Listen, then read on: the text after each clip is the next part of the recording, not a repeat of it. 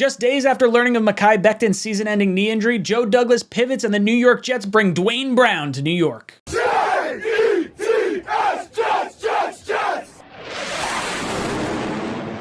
Welcome to Jets Talk. My name is Ryan. I'll be your pilot. If you're new here, hit that subscribe button. If you've been here before, welcome back. I love having you here.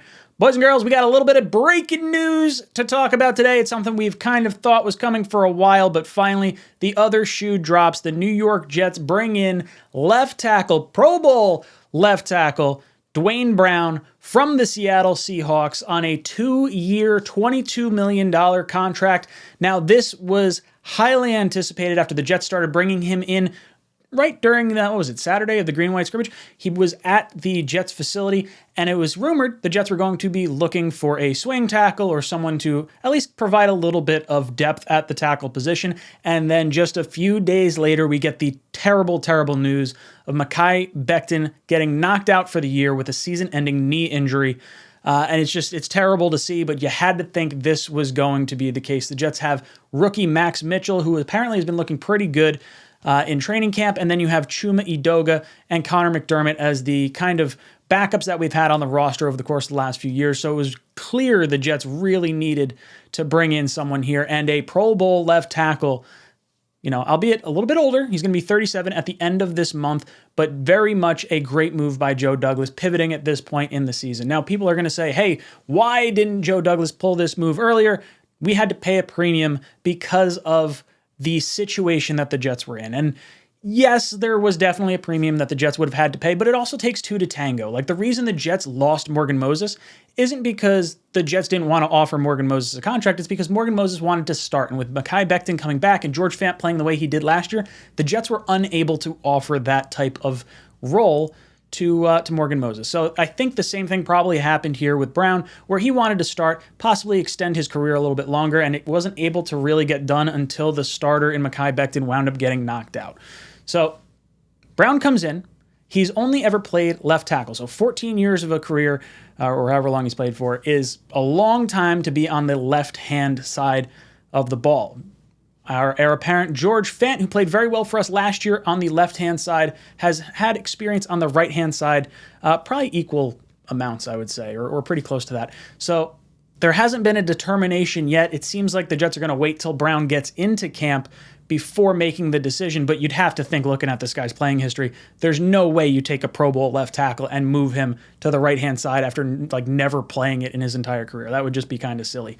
Now, Duane Brown ranks top 15 among offensive tackles in both pass blocking win rate and run blocking win rate since 2018. He's also started 61 games over that span, tied for the 9th most of any offensive player. So the guy is durable, something that, really couldn't be said for Mekhi Becton. It's something that we've kind of been chirping about for the last, 2 years, really. 2.5, I guess, years.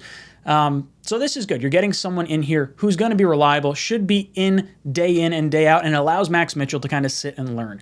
Now, it does bring up a few interesting things that could come up with George Fant, for instance. George Fant is trying to get a contract, and he sees former teammate Duane Brown from the Seattle Seahawks, because that's where George Fant came from, get a 2-year, $22 million contract while George Fant is still trying to negotiate a contract right now. And it seems like they're going to be like, hey, well, you kind of got to go over to the right-hand side as well. So this is probably going to leave a relatively sour taste in George Fant's mouth. And I would hope that, given the situation, he might have a little bit of understanding. But I would hope, given the situation as well, that the Jets would try to reciprocate this for how Fant has performed with the Jets and how he's kind of been flexible. And I think that versatility is important for the New York Jets. Now, this is a 2-year contract. The Jets have $2 million or $8 million roughly in salary cap space right now. So if you're doing the math, $11 million a year, something's got to give. Now, we haven't heard the actual ins and outs of the contract, but I would have to imagine there's going to be a pretty sizable amount of money due next year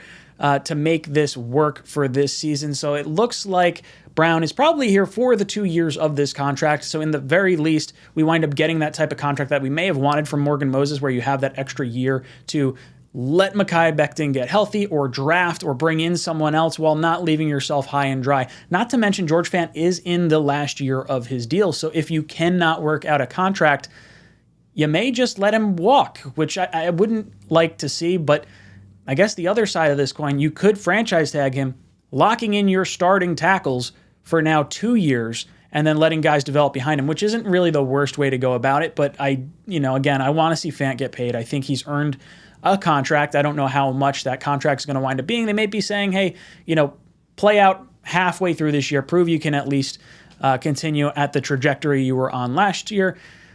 I don't know. It's going to be interesting to kind of see how this all plays out. I like the signing. Yes, he's a little bit older. Andrew Whitworth played well into his 30s. Jason Peters, I think, is still a free agent out there, played well into his 30s. Joe Douglas had him with his time in Philadelphia, so he knows tackles are still very, very capable late into their careers. And even though the Jets pay a premium for this guy right now, there is no higher cost than Zach Wilson failing as the number 2 overall pick because of a bad offensive line. So Joe Douglas made the correct decision. He signed someone, especially early in camp. We're lucky this happened early in camp where we're able to grade out our offensive line and let these guys gel together through the next 4 weeks prior to that week 1 game against the Baltimore Ravens. So guys, let me know your thoughts of everything down below in the comments. Do you like this signing? Do you think it might have been a little rich? Do you think it's right where it is supposed to be? How would you like to address the tackle positions moving forward? Let me know in the comments section down below.